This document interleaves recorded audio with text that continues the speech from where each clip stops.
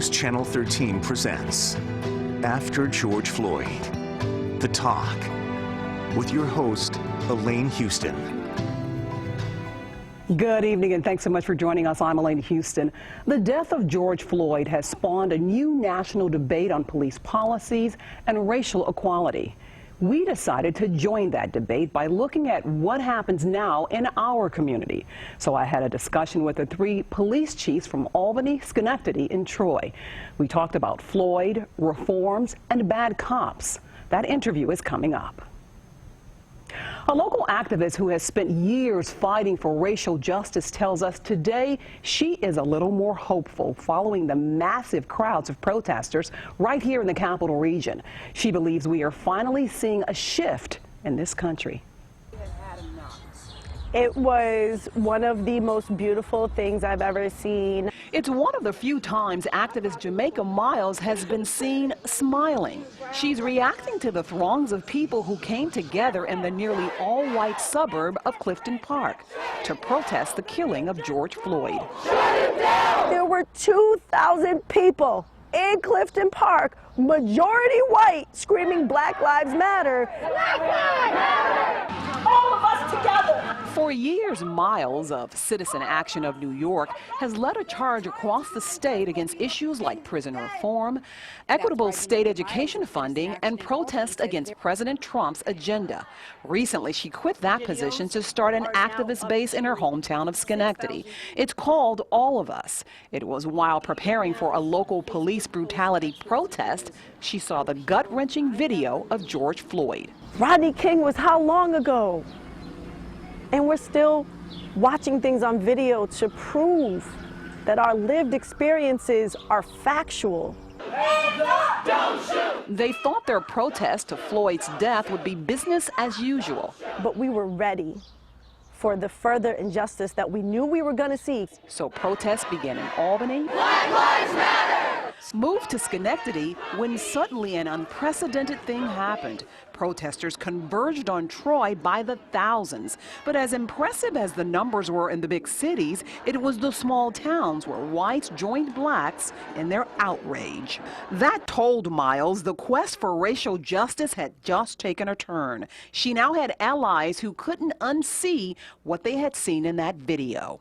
I couldn't have asked for more. I couldn't have envisioned more. I thought it would be this little moment, but we were ready. That's never happened in Clifton Park. Clifton Park, Glens Falls, Cohoes. These are places where people see humanity. Since the marches, her group has sent area mayors 13 demands, including defunding the police. So where does she go from here? I would say to the elected officials in those cities, it is their move.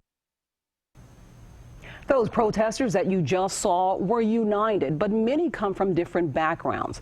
Many have not had to live with the fear of police brutality.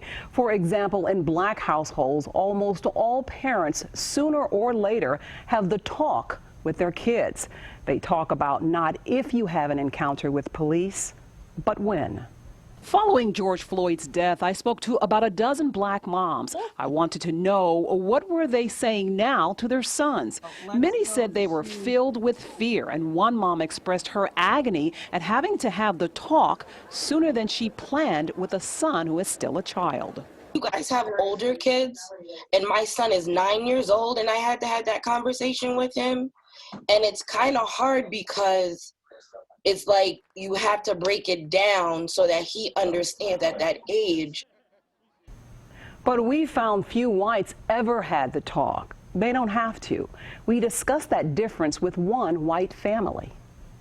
What has been happening to people with black people in this country would never happen to me. I've never been asked to get out of my car. The talk never happened. Sarah Wade and Nicholas Liu are discussing their awakening to how very different their lives are from most blacks.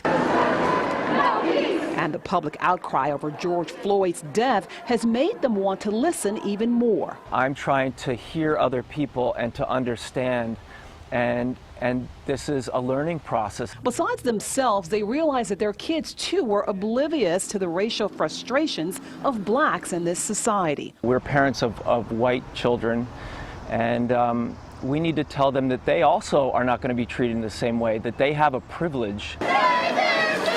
So they took them to recent massive protests and made the conversation relevant and understandable, telling them about black children who were killed. We want them to put themselves into the shoes of other children who are minimized in this way, like Tamir Rice, like Trayvon Martin. For my son, it was visible, his reaction, like, what?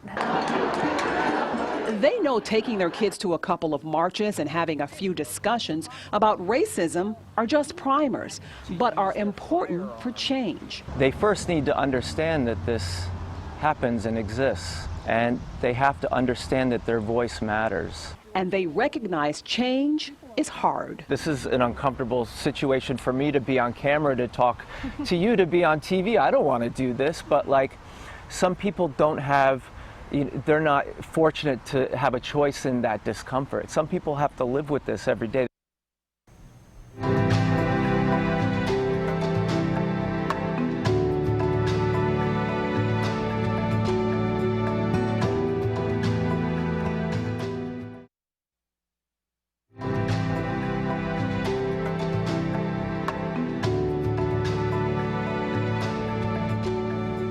Because many people accuse law enforcement of being a big part of the problem, we knew we had to speak with three men who arguably are some of the most important local voices on this issue.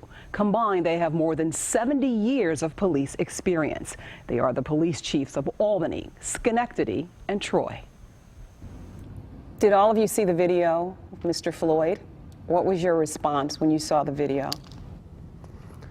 It absolutely made no sense to me from a tactical value or how we treat people. It made absolutely no sense to me, and it was horrific to see that that continued for that period of time.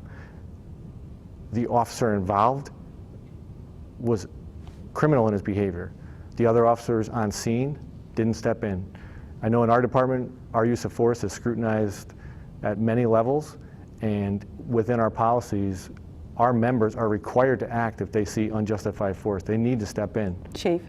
I was disgusted when I saw it. I started reflecting on, how is this going to play out, both internally for myself and for my department and us as a nation. And I didn't think it was going to be good. I didn't think it was going to play out like it has. But I knew that I had to say something. I knew I had to be vocal about it, and let my community know that what I saw was wrong. Make it clear that we don't do this in our community. So I did that. I spoke out about it, and I'm going to continue to speak out against it because it was bad. It was very bad. Chief? I was sickened when I saw it, and I couldn't watch the whole thing. And even now, and I haven't watched that entire 8 or 9 minutes that this happened, and it was just sickening to me. And I knew when I saw that this was going to be a defining moment. I knew that this was going to change things. We've got to listen. We've got to hear the pain. We've got to hear the frustration of communities. I think overall, we do have good relations with our communities in general. I think we have a lot of work to do with relations with the minority community. And we've come a long way, but I think there's still a long way to go. But you understand the people's anger when they say defund the police, let's just start all over, is that they've lost confidence in the police. I certainly understand some people have lost confidence in the police. I would hope that we as leaders can build that trust back if it's been tarnished or lost. I think we have all made inroads within our communities, and that's something we've been doing all along. Certainly, can we be better? Of course, and we want to continue to get better. But I don't feel like as if recent events are the reason why we suddenly are doing things. We've been doing them all along, and I feel we have a great relationship in our communities. But what would you say to the people who might disagree with that about the relationship that you have with the community when they look at the Thevenin case, when they look at the Attorney General stepping in?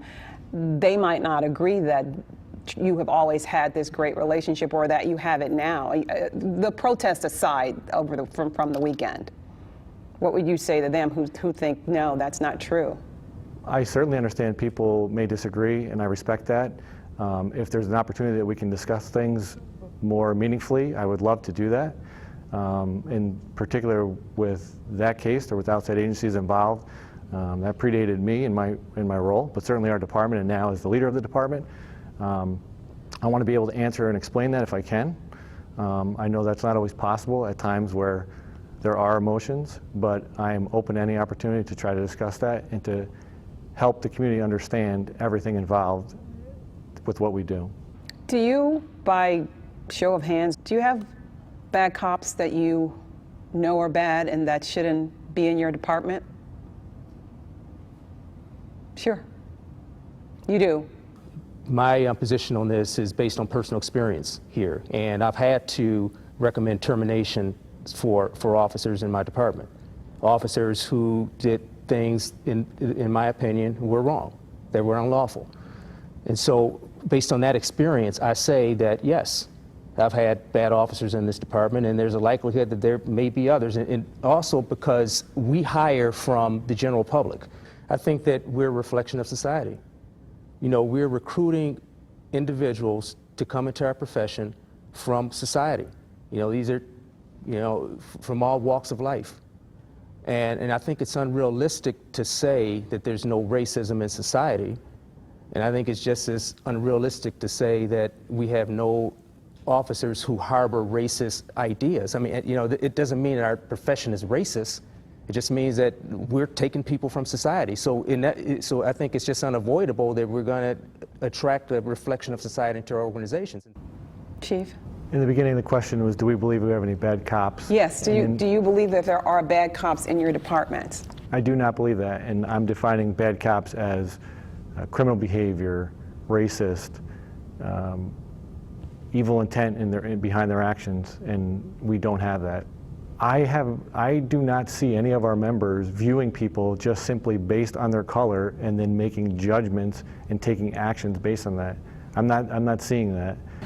My answer is no, and we've done a good job over the last few years. You know.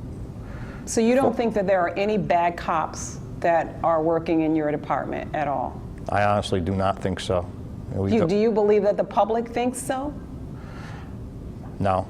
No, I believe that the public might feel that there's some officers that that are bad, but you know, I know that they're not.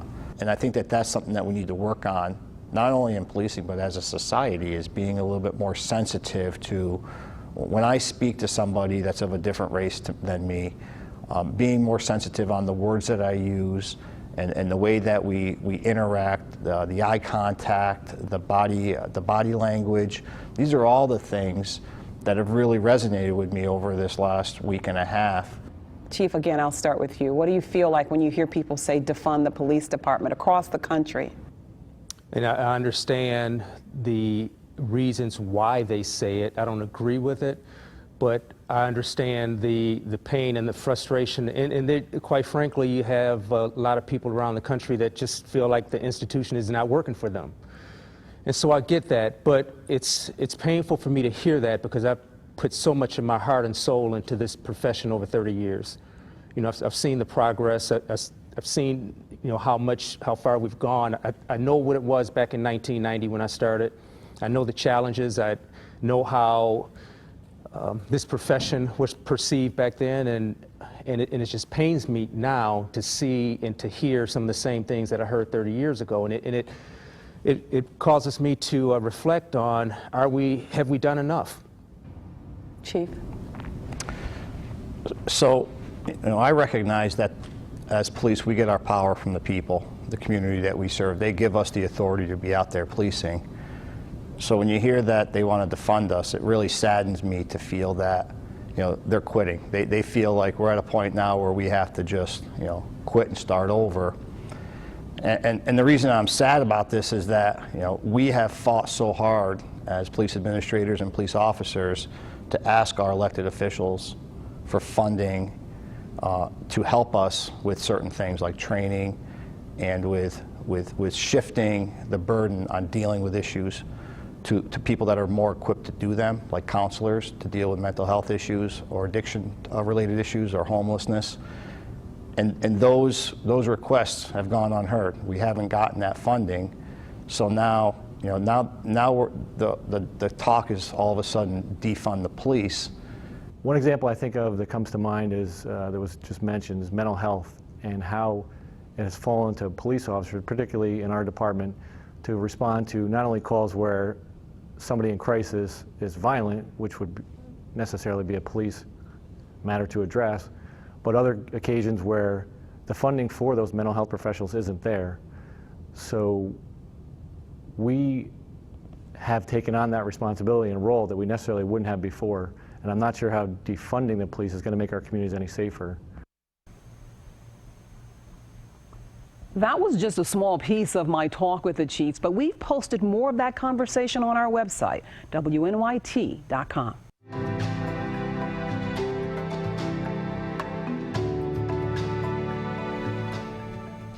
Racism costs the United States across the board. High rates of poverty and trauma, mass incarcerations, and crime all have a connection to racial inequality. 2 years ago, we investigated that connection with a series of reports on urban crime, economics, and housing. In 2018, I was driving down Judson Street in Albany and was stunned by all the red X homes. Homes in such disrepair that an X was placed on them, warning police and firefighters to be careful if they had to go inside. I then imagined what it must be like for the people living there. Blight in front of you, next to you, behind you. I talked to the mayor to get some answers. I can only do what I can do, right? I became mayor. I recognize that there's nobody here whose job it is to do this, and we don't have the money to do it. In our second report, we examined economic parity. We met Kenyatta Zachary of Troy, a woman with a strong work ethic. She chose not to take welfare, but to work and raise her 3 kids. Her annual salary less than $20,000, but to earn that, she had to work unimaginable hours. It's just expensive. Like, I don't live beyond my means now, so I'm afraid to have the, like the extra bills. So it's kind of like, right now I'm working 60 to 72 hours. I barely get any sleep. In that same report, we highlighted a study from the Capital District Regional Planning Commission. It said on average that there was a $30,000 difference in household income between blacks and whites in the Capital Region. We send this to, I have to look at my mailing list, but we're talking, 1,500 plus recipients that get this information. Armed with this information, did any of those mayors, planners, and policymakers create plans on dealing with urban economics? Healthcare is also related to that. There was a bit of a surprise back on June 2nd when, during a coronavirus briefing, Albany County's health commissioner started talking about a new public health threat. And that public health threat is racism. And racism is real. And she is not alone. Albany Med just announced that it is taking action to address racial disparities in healthcare. Benita Zahn has the story. You walk through the door, there is a 90% chance that you're not going to see someone who looks like you. Access. Tundra Lagrone is CEO of In Our Own Voices. She says education, more doctors and nurses of color, and funding of programs to affect change are critical to tackling racism in healthcare. When you go in, if the system is not designed to meet you and meet your needs in a sensitive, culturally sensitive way, then why would you go and get a checkup? Political science professor Angela Ledford says if you weren't aware of this problem, you see it now as health disparities are compounded by the pandemic in the black and brown communities. If we think too narrowly about racism as an attitude as opposed to an institutional structure, then we don't ever get anywhere. We keep kind of spinning our wheels. So within the institution of Albany Medical Center, Dr. Angela Antonikowski has just been named Chief Officer for Health Equity, Diversity, and Inclusion. And one of the most effective ways to eradicate racism in healthcare is to increase the numbers of underrepresented minorities. And while the medical center has been moving toward increased minority recruitment, this will set out a strategic workforce initiative. We can no longer expect black and brown people to continue to give us the answer to how to fix the systemic issues around racism. White people need to do their work. Benita Zahn, News Channel 13.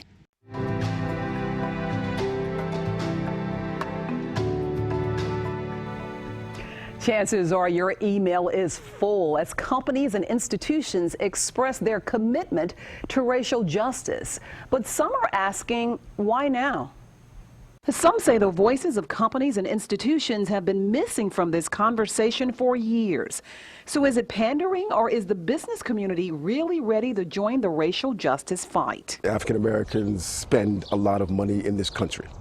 And so it might be an opportunity to connect around that reality. Gregory Owens of Albany travels around the country teaching anti-bias training courses. He says that maybe this is not about marketing, but morals. It may also be a pivotal moment in terms of people's morals because of the atrocity that we witnessed. But getting it wrong could cost companies. Owens says they need to do the work in their own backyards as well as outside in communities for the consumer to really believe in the new messages they're sending out. For corporations and businesses, for universities and colleges to talk about how they can embed this.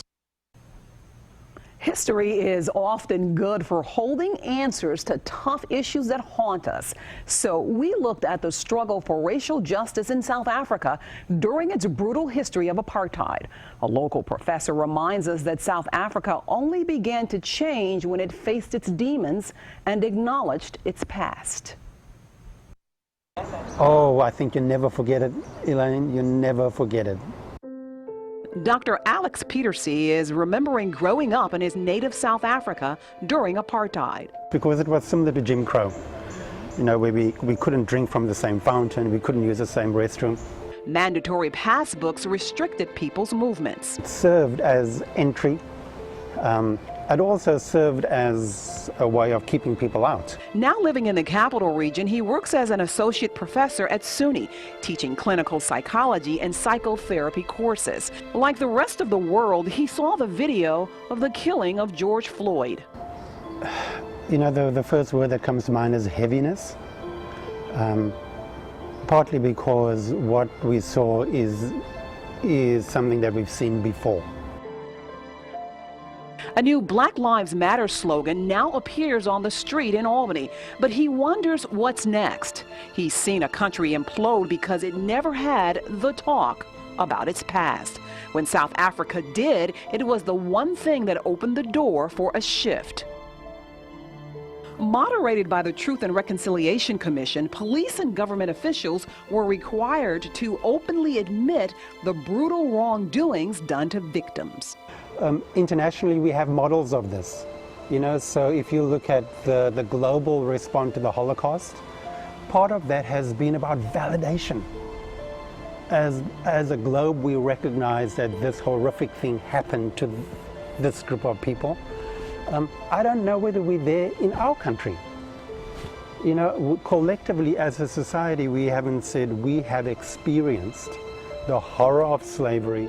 We need to give witness to what people have experienced, and I think that's why partly it gets perpetuated. Gregory Owens, who you met earlier, is a man with a wealth of knowledge on how we sit down as human beings and have the tough discussion surrounding race. So we asked him to teach us. Could you have racial bias tendencies and not even know it? Greg Owens says yes. It's called implicit bias. Implicit bias is unconscious bias. It's pervasive. We all have biases. That means someone white could associate criminality with black people without even realizing that they're doing it. It also means someone black could associate all whites with racism without even realizing they're doing it. Each thought is influenced by images they've seen, what others have told them about a particular race or an encounter. If I started to probe more about people, places, and things and what you thought about zip codes and that's the implicit stuff that we don't have access to, and if we don't have access to, we can't process it, we can't talk about it, but it better predicts behavior. This understanding is important, he says, to move forward with the discussions on racial injustice. Owens says first, find commonality. Things that we can all agree upon, our values around being citizens of this country and this world, then people stay in the room. Second, he says, allow people to tell their stories and explain the problems causing them not to have the quality of life that you do. Third, don't linger on the problem. Go quickly to solutions because people get caught up in the problem. And make a commitment to change the situation. The last thing is to commit to action. Owens says not having templates like this spell disaster. Lacking that, people just kind of get stuck. They're afraid and they're so uncomfortable they can't move. And he says everyone involved should remember it won't be easy. People want it to be safe, and it may not be safe. It may just have to be courageous, which means you may have to be uncomfortable. I hope you've gotten something out of this information that we shared tonight. We realize that we are not going to solve the problem, but we do hope that this helps foster a conversation. We have compiled a resource center on our website, WNYT.com. It includes more of the interview with the police chiefs, information to help you better understand implicit bias, and other links that you might find helpful. We thank you so much for joining us, and have a good night. Entirely bad. I hope a lot of good can come out of this into the future, and I think it will. No justice, no peace.